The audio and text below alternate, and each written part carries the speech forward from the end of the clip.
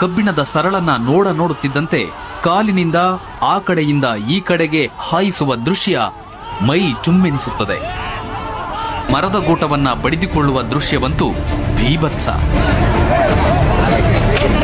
3-4 metre ಉದ್ದದ ಹಗ್ಗವನ್ನ ಸೂಜಿಯಲ್ಲಿ ದಾರ ಪೋಣಿಸಿದಷ್ಟು ಸರಾಗವಾಗಿ ಕಾಲಿನ ನಡುವೆ ಹಾಯಿಸಲಾಗುತ್ತೆ. ಮುಳ್ಳಿನ ಗಿಡಗಳನ್ನ ಕಾಲಿನ ನಡುವೆ ಆ ಕಡೆಯಿಂದ ಈ ಕಡೆಗೆ ಹರಿದಾಡಿಸುವ ದೃಶ್ಯ ಭಯ ಹುಟ್ಟಿಸುತ್ತೆ. ಕೈಗೆ ಶಸ್ತ್ರಗಳನ್ನ ಚುಚ್ಚಿಕೊಂಡು ದೇವರಿಗೆ ಆರತಿ ಮಾಡುವ ಕೈಶಸ್ತ್ರ ಪವಾಡ ಜನರನ್ನ ಬೆಕ್ಕಸ ಬೆರಗಾಗಿಸುತ್ತದೆ.